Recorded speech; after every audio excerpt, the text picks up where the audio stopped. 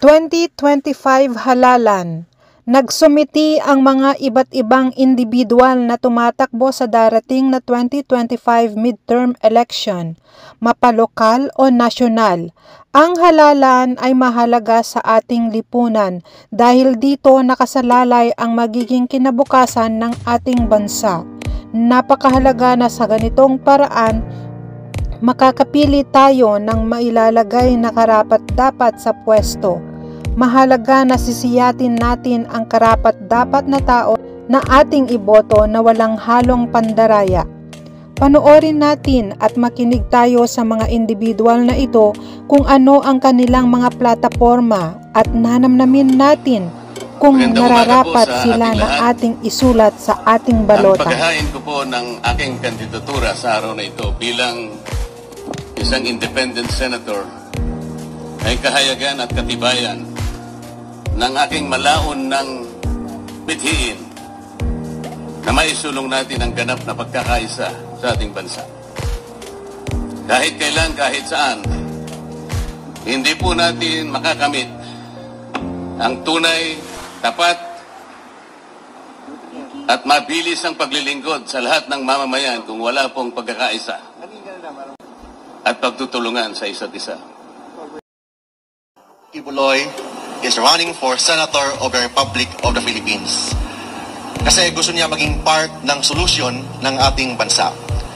Ang focus po niya, bakit siya tumakbo? Dahil sa Diyos at sa Pilipinas nating mahal. It means, yung focus ng kanyang platform of government is God-centered, Philippine-centered, and Filipino-centered na platform, lalo na sa legislation bilang isang senador. And ang priority po niya, number one, is yung religious freedom. Naniwala po si Pastor Apollo Kibuloy that religious freedom is inviolable. It means kailangan ang government po natin should secure the holy grounds against state forces. Second, kailangan protektahan ang mga mahihirap, mga poor, particularly sa health, free medicine, fast medical services. Pastor Kibuloy will be the senator sa mga mahihirap, senator sa mga ordinaryong mga Pilipino, senador sa mga manggagawa. Madaling lapitan, willing makinig sa lahat ng problema ng taong bayan. And third, he will focus on education. He wants a massive quality education and zero corruption. Makita naman natin, exhibit number 1 is the KOJC. Kung ano po yung ginawa ni Pastor Kibuloy sa KOJC, yung kingdom, yung sa Tamayong, and sa lahat sa buong mundo, yun ang gagawin po niya sa buong Pilipinas bilang isang senador. Of course, he will give voices to the IP, OFW, tourism, and transport group. Thank you and good afternoon. Maraming salamat po. Sir, just your name, sir. Can we have your name? Attorney Mark Tolentino. Una sa lahat, nagpapasalamat po ako sa tiwala at suporta na binigay po sa akin sa nakaraang 5 taon. At sa isang probinsyano lamang na binigyan po ng pagkakataon na makapag-serbisyo po sa ating mga kababayan. Ako po ay isang Bisaya na Batanggenyo na binigyan po ninyo ng pagkakataon na maging senador. Ngayon, habang ako'y nagsusumite sa aking certificate of candidacy para sa darating na senatorial elections, nais ko rin pong ibahagi sa inyo ang aking mga advokasya at ang aking nagawa bilang inyong senador sa nakaraang mahigit 5 taon. I have authored 15 laws, co-authored and co-sponsored 164 laws at 69 principally sponsored laws. Karamihan dito ay upgrading and establishing hospitals. Dahil isa sa aking advokasya nung nanalo po ako ay ang health. Magandang umaga sa ating lahat. Ako po si Senador Dato de la Rosa. Tumatakbo ulit, nagpapare-elect ulit na magiging senador ng ating Republika ng Pilipinas.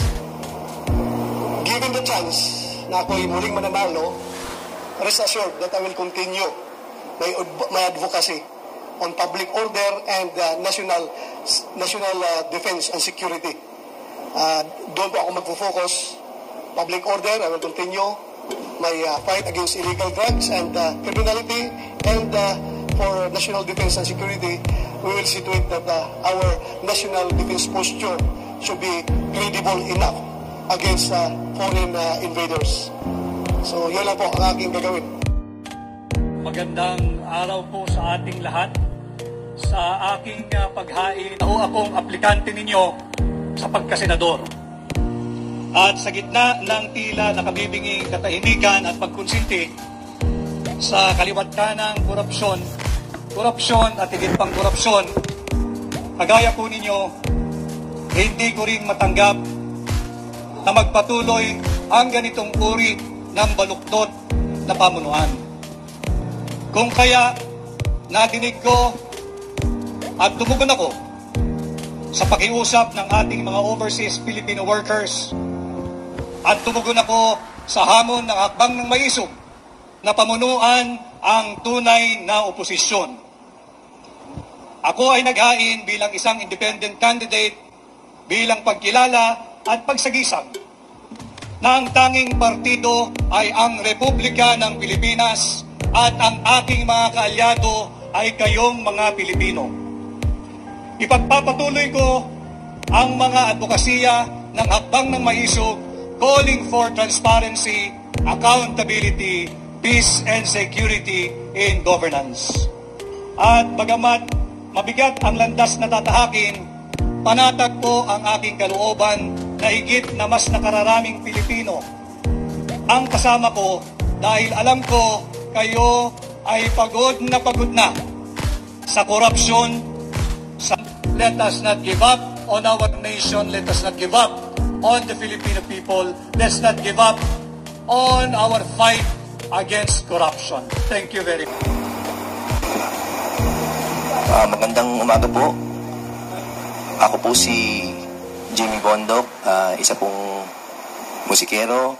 Ngayon po'y abogado, isa rin pong dating public servant. At ako po ay nagpapasalamat sa PDP na sinamahan pa ako ni Senator Robin Padilla upang mag-file ng aking COC. Nagpapasalamat ako sa Panginoong Diyos na dinala niya ako dito sa yugto na ito ng aking buhay, and to my family at sa lahat ng mga naging teacher ko, mga teacher, total teachers, ngayon man. And to the greatest teacher, of course, Raboni, to my Lord, maraming salamat. Ako po ay tatakbo bilang senador sa 2025 na elections. Matagal na po akong boses ng ilang sektor ng lipunan, ng music industry, private, public, and now even the legal profession. At nais ko pong gamitin ng boses na ito upang i-institutionalize ang anti-corruption. Gumawa po ng isang mabisa na batas na tuluyan ng wakasan ang korupsyon sa Pilipinas. Kaya sana po, samahan ako ng mga nagtitiwala sa akin at sa lahat po ng nakasalamuha ko sa buhay na alam na ang puso ko po at ang aking kakayahan ay gagamitin ko para paunlarin talaga ang buhay ng Pilipinas sa wakas. Ako po ay si Jimmy Bondok, isang boses at isang senatorial candidate under PDP Laban. Maraming salamat po, Sir Jimmy.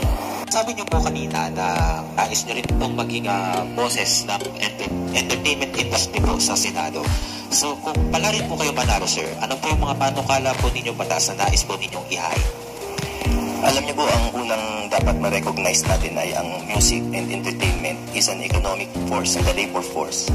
At ang pwersa na to ay hindi pa optimized sa ngayong panahon, hindi tulad sa ibang bansa na gamit ito. Sa Senado, of course, ang kapangyarihan niyan ay mag-concur sa mga treaties. We can encourage the adoption or the creation of treaties para po tayo ay magkaroon ng pakikipag-ugnayan sa ibang bayan and to exchange talent and our music force, no? The song Visayas Mindanao at saan masulok ng mundo. Una sa lahat, ako po si Wilfredo Bendiga Revillame, yan ang tunay kong pangalan. Pero kilala niyo naman ako sa pangalang Willie Revillame. At ako po ay 64 years old. Siguro hindi na ako kailangan mag-explain, hindi na ako kailangan magpakilala sa inyo. For 21 years, meron akong daily show, tanghali, hapon, gabi. So, kumbaga, naging parte na ako ng buhay ng mga Pilipino. May mas malaking hangarin at may mas malaking plano para sa bawat Pilipino. Sure po. Ano pong nag-udyok sa inyo para finally tumakbo na po sa pagkasenador? Because going back to your previous statements, hindi nyo po nakikitang tatakbo kayo sa sabak sa politika.